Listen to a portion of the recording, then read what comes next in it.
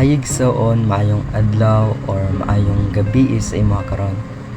Another day and great opportunity nga mag-share ko sa imo karon og word of God because ang iyang pulong nag-remind sa atoa da nagatudlo sa atoa kung unsa ang atong buhaton sa matag adlaw. Before I share the word of the Lord sa imong life karon, I know nga naga-face ka sa mga struggles or problems, but I tell you nga part na ni siya sa atong journey ang mga problems and struggles, no?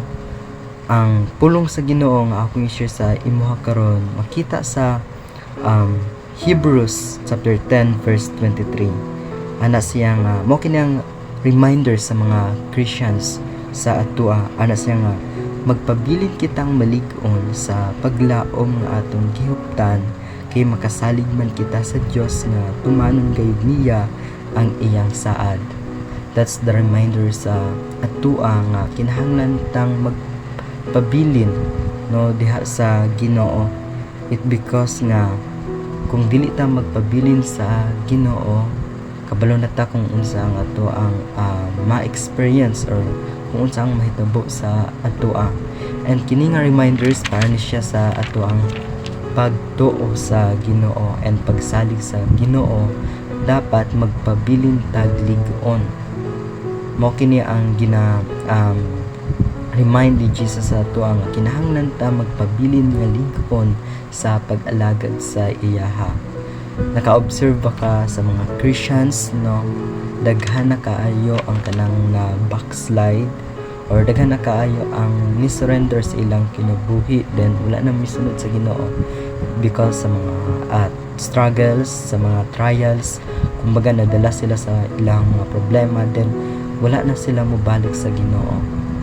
And kini nga word of God nagahikayat ni siya sa ato ang kinahanglan magpabilin jud ta sa pagtuo sa Ginoo. No matter what happens sa atong kinabuhi, magpabilin ta sa iyaha kay siya ang atong Dios, no, nga kasaligan sa ato ang kinabuhi.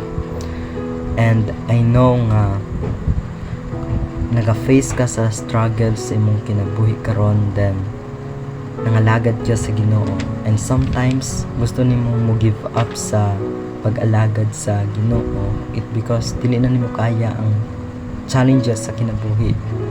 But I tell you, brothers and sisters, nga kinahanglan nimo magpabilin sa Ginoo.